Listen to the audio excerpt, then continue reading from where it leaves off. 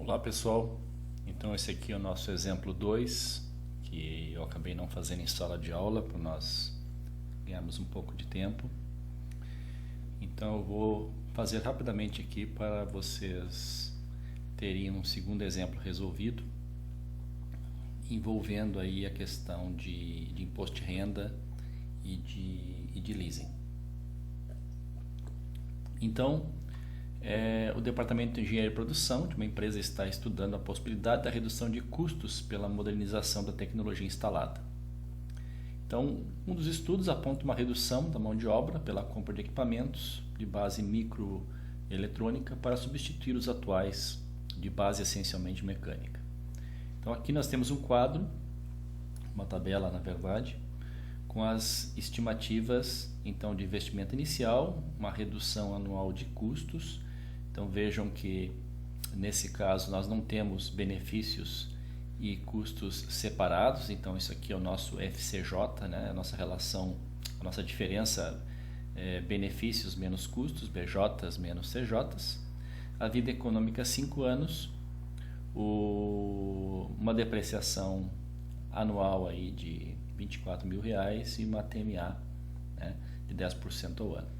Então vamos analisar a viabilidade do projeto após o imposto de renda e a possibilidade de alugar então uma máquina por R$25.000 ao ano em substituição a esse investimento. Nós podemos fazer isso em 2 projetos, porque são 2 projetos, a compra ou o aluguel, mas são projetos parecidos, porque é a mesma máquina que vai ser comprada ou alugada.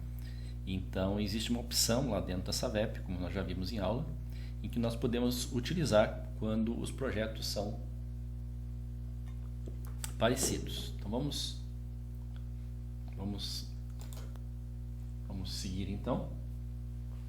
Então entramos aqui em abordagem determinística.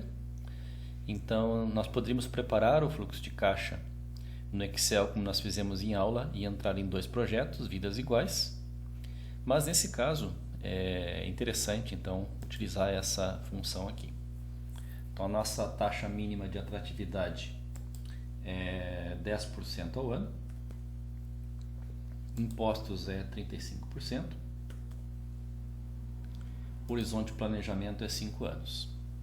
Bom, aqui nós poderíamos comparar aí até 3 possibilidades, né? Mas financiamento nós não vamos fazer aqui. Financiamento eu acredito que é algo que a gente vai fazer em sala, ou já fez na aula que passou.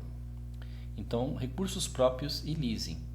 Claro que isso está indexado, né, por uma situação de um projeto que tem certa similaridade. Então, ou eu compro recursos próprios, ou eu financio, que eu não vou analisar aqui nesse exemplo, ou eu faço o aluguel. Então o investimento inicial é R$120.000, o valor residual ele é R$10.000. Aqui tomem um cuidado, eu não sei se isso foi corrigido na SAVEP, mas se vocês forem executar mais de uma vez, o que é comum, verifiquem se o valor residual não está somando de forma acumulativa, tá? Então tomem esse cuidado.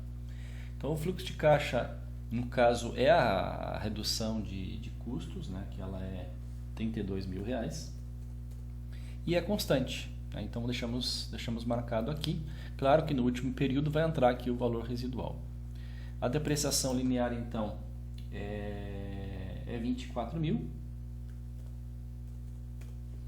Em 5 anos, a princípio não fala nada com relação ao tempo de depreciação, então provavelmente são os 5 anos também o prazo de depreciação, e é uma depreciação constante. E o leasing, né, que foi a opção que nós habilitamos aqui, um aluguel aí de R$25.000 por ano. Ok? Então nós já temos aqui os resultados, a gente sempre dá uma conferida no fluxo de caixa, né? Então está aqui o investimento inicial de R$120.000, o valor residual de R$10.000 no final, aqui a depreciação, né? Aí tem todo o imposto de renda e o fluxo de caixa após o imposto de renda está aqui. Então nós ganhamos tempo, né, em não precisar preparar isso aqui lá no Excel. Então Então está aqui o fluxo de caixa, da opção recursos próprios, a opção aluguel, o leasing, né, está aqui com a base do imposto de renda, então o fluxo de caixa após o imposto de renda está aqui, ok? Então nós temos, olha que interessante, então se eu não cometi nenhum erro, e acredito que não, com recursos próprios o VPL deu negativo, né? Então na verdade ficou bem fácil resolver esse exercício aqui, né? Então se o VPL é negativo, isso significa que a opção recursos próprios não é rentável. A opção leasing ela tem um VPL positivo, então ela é rentável.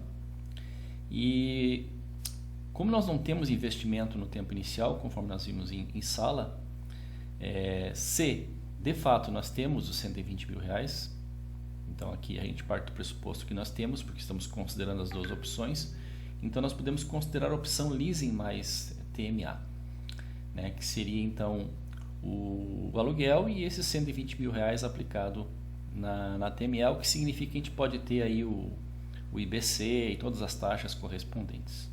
Mas nesse caso não cabem grandes acréscimos aí na análise, né? Porque o primeiro critério é o VPL, né? E a opção recursos próprios não é vantajosa, tá bom? Então era isso aí. Então a melhor opção nesse caso é o leasing.